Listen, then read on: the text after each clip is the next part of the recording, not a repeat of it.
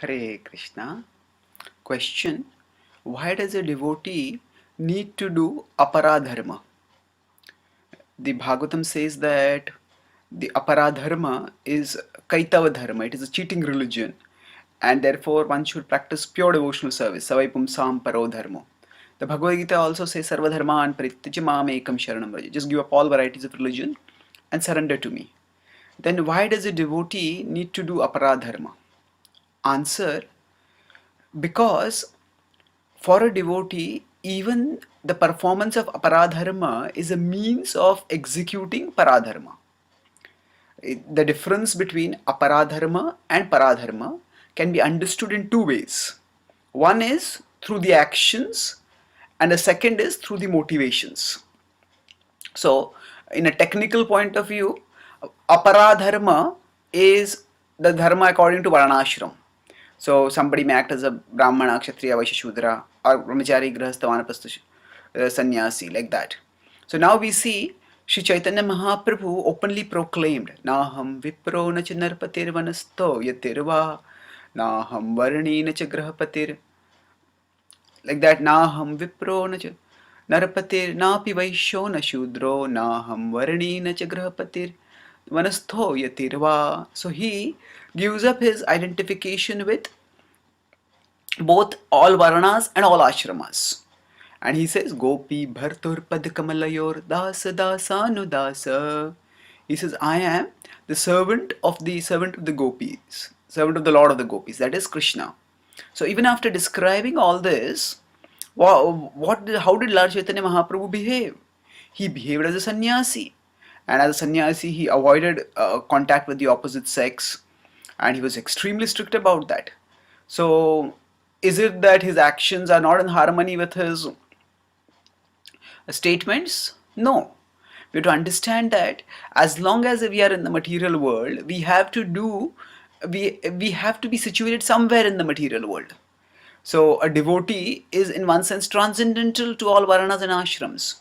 But still, among the Varanas and Ashrams, a devotee is situated somewhere.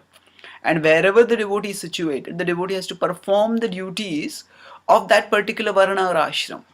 The way the devotee performs the duties is different from the way other people might do. So those who are following Varana Ashram with the understanding of, without understanding of pure devotional service, or without the motivation of wanting to please Krishna, then they will act with some fruitive intention. Maybe they want to go to heavens, or maybe they want liberation, or some other fruits they want. But a devotee doesn't want any of these fruits. A devotee simply wants to love and serve Krishna.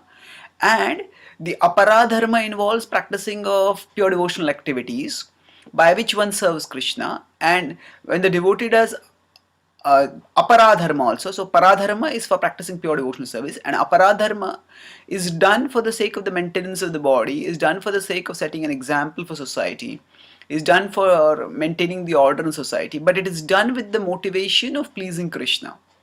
So if we don't do Aparadharma, then how will we exist in the world, even just for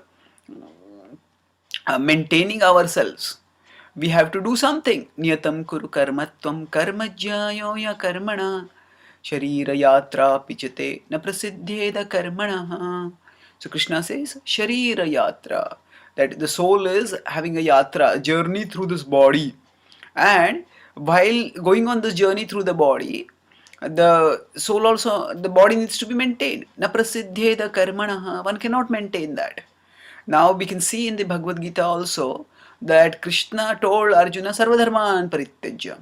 So Arjuna gave up all varieties of religion and surrendered, because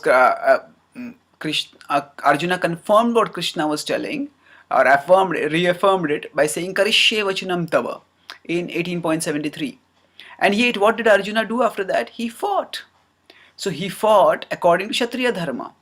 So here we see, Lord Chaitanya, we see him following the Varana Dharma, the Ashram Dharma as a strict sannyasi. And here we see Arjuna, who also is surrendering to Krishna, following Sarva Dharma and Parityajya, but is still doing the duty of a Kshatriya.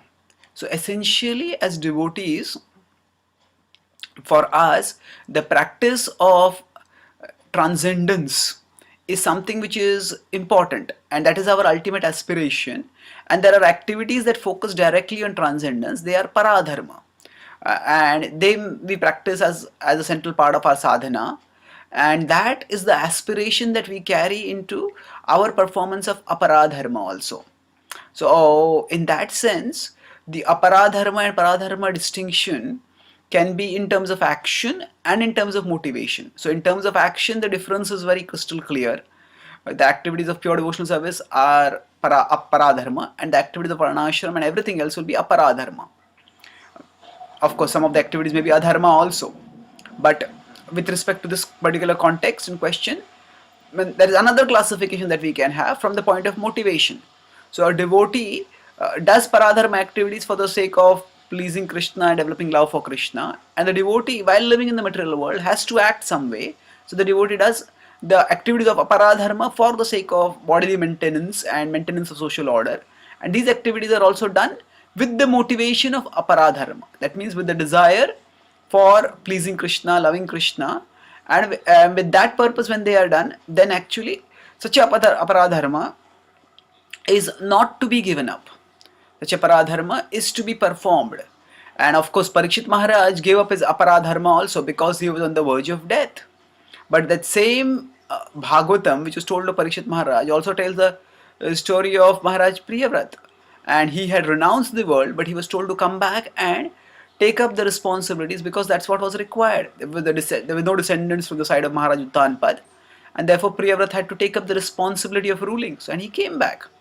So, if now even when Priyavrat was in the forest, he had not given up aparadharma entirely. He was following the aparadharma of a sannyasi, but he was told to take up the aparadharma of a grihastha. So the point is, the devotees also have to do aparadharma because we have to live in the world and we have to maintain the body and we have to play a part in the social order, our part, and we do it in an orderly way, but with the desire to please Krishna. That's how a devotee's aparadharma activities also become subsumed, included within the performance of aparadharma, within the performance of paradharma. Thank you.